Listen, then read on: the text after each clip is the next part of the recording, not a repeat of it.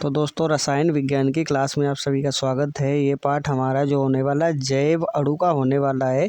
यदि आपने केमिस्ट्री का अंतिम पाठ जैव अणु नहीं पढ़ा है तो कोई बात नहीं, घबराइए नहीं, हम आपके लिए बेहतर क्वेश्चंस उठा के लाए हैं। इसको पढ़ने के बाद आपको थ्योरी और क्वेश्चन आंसर कुछ भी करने की ज़रूरत नहीं पड़ेगी, क्योंकि हम आपके लिए सबसे बेहतर क्वेश्चंस होते हैं उन्हीं का चयन किया है, ताकि आने वाली भविष्य की इंटरमीडिएट की परीक्षाओं में आपकी तैयारी सबसे बेहतर करवा सकें। तो ठीक है, पहला क्वेश्चन जो है ना ऑप्शनल है और जो ओ एम आर पे भरने के लिए आता है। तो पहला क्वेश्चन आपकी स्क्रीन के ऊपर कहता है यौगिकों का युग्म जिसमें दोनों यौगिक टॉलेंट अभिकर्मक के साथ धनात्मक परीक्षण देते हैं। ये क्वेश्चन 2016 में आया हुआ था और भविष्य में आने वाली परीक्षाओं में आने की संभावना है। तो ग्लूकोज तथा फ्रक्टोज इसका आंसर था। सुक्रोज क्या होता है 2017 में पूछा गया था। तो डाइसेकेराइड क्या होता है। तो सेकेराइड क्या होते हैं, एक तो होता है मोनोसेकेराइड, एक होता है मोनोसेकेराइड, एक डाइसेकेराइड, एक ट्राइसेकेराइड। तो सेकेराइड तो ठीक है, आगे चलिए, बाद में हम सेकेराइड के ऊपर भी चर्चा करेंगे। इंसुलिन के जल अपघटन से प्राप्त होता है। तो दोस्तों इंसुलिन का जब जल अपघटन करवाया जाता होता है तो क्या होता है, फ्रक्टोज हमें प्राप्त होता है। तो ठीक है, चलिए ये भी 2017 का सेलुलोज क्या है। तो सेलुलोज एक पॉलीसेकेराइड है जो कि डी ऑप्शन में दे रखा है। चलिए देखते हैं अगली स्लाइड के ऊपर मेथिल अल्फा डी ग्लाइकोजन तथा मेथिल बीटा डी ग्लाइकोसाइड क्या है। तो एक एनोमर है जो कि बी ऑप्शन में दे रखा है। तो अगला क्वेश्चन है वह कार्बोहाइड्रेट जो मनुष्य के पाचन तंत्र में नहीं पचता है। पॉइंट टू बी नोटेड, इस पॉइंट को ध्यान रखिए, पाचन तंत्र में नहीं पचता है तो कौन सा है, सेल्यूलोज। कौन सा है, सेल्यूलोज, बी ऑप्शन सही जवाब इसका है। तो अगला क्वेश्चन निम्नलिखित में से कौन सा यौगिक वायोरेट परीक्षण नहीं देता है। इसे भी नोट करिए, नहीं देता है। तो कौन सा है, कार्बोहाइड्रेट जो है ना वायोरेट परीक्षण नहीं देता है। दूध में कौन सी शर्करा पाई जाती है आपको बताना है। तो दूध में लैक्टोज पाया जाता है। तो दोस्तों चलिए देखते हैं अगला। तो आपने क्या देखा, दूध में लैक्टोज नाम की एक शर्करा पाई जाती है। शरीर में आरक्षित ग्लूकोज के रूप में कार्य करने वाला कार्बोहाइड्रेट कौन सा है। तो उस कार्बोहाइड्रेट का नाम बताइए जो शरीर में ग्लूकोज के रूप में कार्य करने वाला कार्बोहाइड्रेट होता है, तो उसका नाम ग्लाइकोजन होता है। इंसुलिन किसके उपापचय को कंट्रोल करती है। तो किसे कंट्रोल करती है, ग्लूकोज को, सी ऑप्शन दे रखा है, सही जवाब है। अगला क्वेश्चन जो दे रखा है वो आपकी स्क्रीन के ऊपर शर्करा के किस कार्बन परमाणु पर, तो शर्करा के किस कार्बन परमाणु पर हाइड्रॉक्सिल समूह की उपस्थित अथवा अनुपस्थित आरएनए तथा डीएनए में विभेद करती है।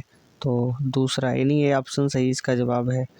ठीक है, तो चलिए अगला क्वेश्चन आप देख ही रहे हैं, बताने की ज़रूरत ही नहीं है। क्यों नहीं है सर, क्योंकि ये 2009, 10, 11 काफ़ी बार 18 तक पूछा गया है और भविष्य में आने वाली परीक्षाओं की संभावना बेहद ही बढ़ जाती है, क्योंकि अपना सिलेबस जो होता है ना लिमिटेड होता है और सिलेबस से बाहर का तो आने का नहीं। तो प्रोटीन के मुख्य स्रोत क्या हैं, मतलब प्रोटीन के कौन कौन से स्रोत होते हैं और क्या बताना है, इसमें पाए जाने वाले विभिन्न तत्वों के नाम लिखिए, प्रोटीन का हमारे भोजन में क्या महत्व है। ठीक है, तो हेडिंग डाल लेनी है आपको बोर्ड परीक्षा में स्रोत। तो स्रोत में क्या लिखना है, प्रोटीन में दूध, अंडा, दालें, मछली, मांस और पता है ना सोयाबीन में सबसे ज़्यादा प्रोटीन पाया जाता है। सोयाबीन, इन चीज़ों में प्रोटीन मुख्यतः बहुत ही अधिक मात्रा में पाई जाती है। अब मुख्य तत्व कौन कौन से होते हैं, तो कौन कौन से होते हैं इसमें, CHNOS हैं। महत्व, प्रोटीन हमारे शरीर की वृद्धि के लिए अत्यंत आवश्यक है। ये हमारे शरीर में नए ऊतकों का निर्माण करते हैं तथा पुराने ऊतकों की टूट फूट को, जैसे किसी की हड्डी टूट जाती है, घाव हो जाता है, चोट लग जाती है, तो उसको भरने के लिए तो ठीक कर प्रोटीन से ही क्या होता है, ऊतक बनते हैं। ऊतकों से शरीर की टूटी फूटी चीज़ों की भरपाई होती है। प्रोटीन हमारे शरीर को ऊर्जा प्रदान करती है, परंतु यह कार्य कार्बोहाइड्रेट तथा वसा की अनुपस्थिति में होता है। प्रोटीन संकीर्ण नाइट्रोजन युक्त यौगिक है। ये हमारे शरीर में पाए जाने वाले खून आदि का पीएच भी ठीक रखता है।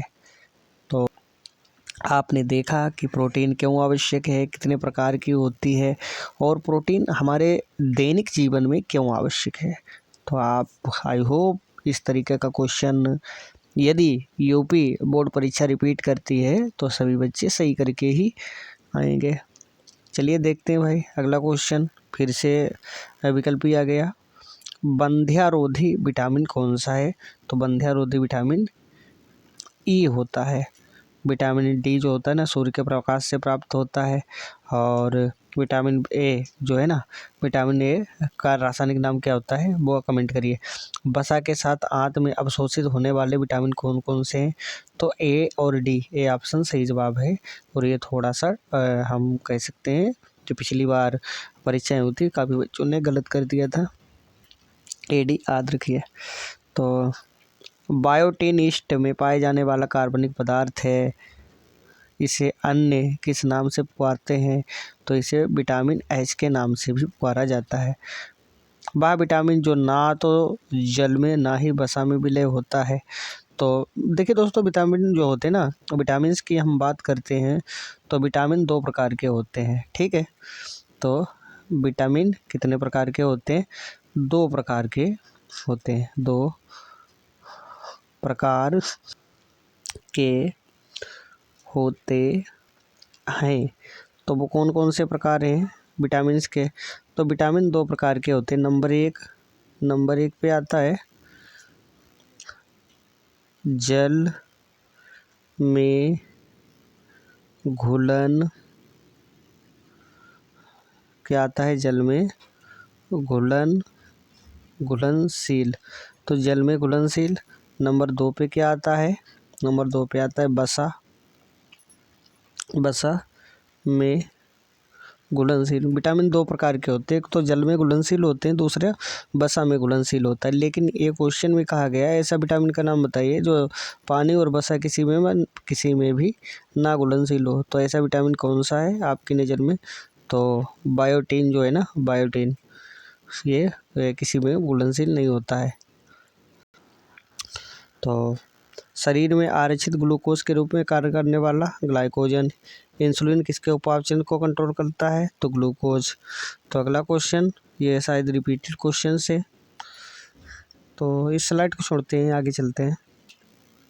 अगला क्वेश्चन जो है ना 2017 में रिपीट हुआ था। कहता है मानव शरीर के लिए कार्बोहाइड्रेट का महत्व क्या है? तो इम्पोर्टेंस क्या है कार्बोहाइड्रेट की हमारे शरीर के लिए? तो भैया क्या है? नंबर 1 पे आपको पता होना चाहिए, कार्बोहाइड्रेट पौधे तथा जंतु दोनों के लिए आवश्यक हैं, ये भोजन का मुख्य घटक है। नंबर 2 पे लिखना है मोनोसैकेराइड शरीर के उपापचय क्रियाओं में महत्वपूर्ण भूमिका निभाते हैं। ये शरीर में ईंधन के रूप में कार्य करता है। ग्लूकोज शरीर के रक्त का एक मुख्य घटक है। कार्बोहाइड्रेट संचित ऊर्जा के रूप में कार्य करता है। अगला क्वेश्चन आपकी स्क्रीन के ऊपर, ग्लूकोज के 2 रासायनिक परीक्षण लिखिए। तो नंबर 1 पे रासायनिक परीक्षण कौन कौन सा आता है? तो नंबर 1 पे शुष्क परख नली में ग्लूकोज गर्म करने पर पिघलता है और फिर भूरा पड़ जाता है तथा जली शर्करा की सी गंध आती है, ऐसा लगता है कि चीनी जली हुई है। ठीक है, अगला देखते हैं। अमोनियामाया सिल्वर नाइट्रेट विलयन के साथ ग्लूकोज चांदी का दर्पण देता है। अगला क्वेश्चन है ना 2012, 18, 17 में भी आया था, तो मारिस परीक्षण। और मारिस परीक्षण है ना कक्षा 9 से लेकर 12 तक काफ़ी बार रिपीटेड होता ही रहता है। तो ये फेवरेट है यूपी बोर्ड के लिए। तो इसका आंसर क्या होता है? या कार्बोहाइड्रेट का परीक्षण है। एक परख नली में ग्लूकोज का जलीय विलयन लेकर उसमें 2 मिली तो नेप्थॉल का अल्कोहल विलयन मिलाकर उसमें कुछ बूंद सांद्र H2SO4 की डालने पर, जो बूंदें होती हैं ना, डालने पर दो द्रव्यों के बीच बैंगनी रंग का विलय बनता है। विलय शायद इन्होंने गलत लिखा है, एक ही मात्रा रखनी थी, विलय बनता है। ठीक है, सुक्रोज का रासायनिक सूत्र लिखिए। शुष्क अवस्था में गर्म करने पर इस पर क्या प्रभाव पड़ता है? तो भैया सुक्रोज का रासायनिक C12H22O11 है। शुष्क अवस्था में गर्म करने पर यह भूरे रंग का पदार्थ बनता है। चलिए देखते हैं ग्लूकोज के 2 मॉलिक्यूल तो हो गया शायद। अगला देखते हैं विटामिन ए तथा विटामिन डी के स्रोत कौन कौन से स्रोत हैं, क्या स्रोत हैं, शरीर में इनकी कमी से कौन सी बीमारियां हो जाती है। तो सबसे पहले हम लोग विटामिन ए देख लेते हैं। विटामिन ए दूध, कांड, मछली का तेल, पालक, पपीता, गाजर, टमाटर आदि में विटामिन ए जो होता है ना भरपूर मात्रा में पाया जाता है। इसकी कमी से शरीर की वृद्धि रुक जाती है और रतौंधी जितने भी आँखों संबंधित रोग होते हैं, नेत्र रोग, ठीक है, कम दिखाई देना, सही से ना दिखाई देना, धुंधला दिखाई देना, आँखों के जितने भी रोग होते हैं विटामिन ए की कमी से ही होते हैं। बात करते हैं विटामिन डी की। तो विटामिन डी के स्रोत कौन के? सूर्य का प्रकाश, मक्खन, घी, अंडा, मछली का तेल। विटामिन डी की कमी से हड्डियां कमज़ोर, लचीली और टेढ़ी मेढ़ी पड़ जाती है। इसे रिकेटस कहा जाता है। और बच्चों में जो सूखा रोग होता है विटामिन डी की कमी से ही होता है। इसकी कमी से दांत भी कमज़ोर हो जाते हैं। तो अगला देखते हैं प्रोटीन क्या है, इसके महत्वपूर्ण कार्य बताइए। तो प्रोटीन भी देख लेते हैं। आपको पता ही है ना, सोयाबीन की बात आए तो सोयाबीन में सबसे अधिक प्रोटीन पाया जाता है। तो प्रोटीन उच्च अणुभार वाले नाइट्रोजन युक्त जटिल कार्बनिक यौगिक हैं जो वनस्पति तथा जंतु दोनों में प्रचुर मात्रा में पाए जाते हैं और जल अपघटन पर 2 एमिनो अम्ल देते हैं। ये जीव जंतुओं के शरीर का मुख्य अवयव है। जंतु शरीर का लगभग 19% भाग प्रोटीन का बना होता है। आहार के मुख्य रूप में भोजन का आवश्यक अंग जैसे अंडा, मांस, दाल, एंजाइम, ठीक है, प्रोटीन, हार्मोन, शरीर के अनेक आवश्यक क्रियाओं में भाग लेने वाले पदार्थ प्रोटीन ही हैं। वस्त्रों में कैसीन का उपाय कृत्रिम ऊन, रेशम के बनाने में किया जाता है। इसके अतिरिक्त कैसीन प्लास्टिक का उपयोग बटन बनाने के लिए किया जाता है। औषधियों में इसका यूज होता है। औषधियों में जिलेटिन का उपयोग कैप्सूल और फोटोग्राफी की फिल्म तथा प्लेट बनाने में किया जाता है। दवाइयों में प्रयुक्त होने वाले अमीनो अम्ल प्रोटीन से प्राप्त किए जाते हैं। चमड़ा उद्योग में भी प्रोटीन का यूज होता है। चमड़े का निर्माण जानवरों की खाल प्रोटीन की कमाई करके किया जाता है, यानी कमाई बोले तो टैनिंग करके किया जाता है। फिर से वही क्वेश्चन आ गया। OMR के लिए यौगिकों का युग्म जिसमें दोनों यौगिक टॉलेंस अभिकर्मक के साथ धनात्मक देते हैं तो क्या होता है? ग्लूकोज तथा फ्रक्टोज, सुक्रोज। शायद ये भी रिपीटेड क्वेश्चन एक फंस चुका है। तो भाई इससे ज़्यादा जे बड़ू से आने का नहीं है। तो आपको एक चीज़ करनी है, इनका रासायनिक केमिकल नाम याद कर लेना है, सूत्र याद कर लेना है। मॉरिस परीक्षण, प्रोटीन, कार्बोहाइड्रेट, विटामिन, बस 2-4 चीज़ें खूब अच्छे से बना लेनी, क्वेश्चन आंसर कर लेने। बस आप आँख मूंद के चले जाइए, आपसे बेहतर कोई नहीं कर पाएगा। तो वीडियो पसंद आए तो इसे लाइक शेयर सब्सक्राइब ज़रूर करें। थैंक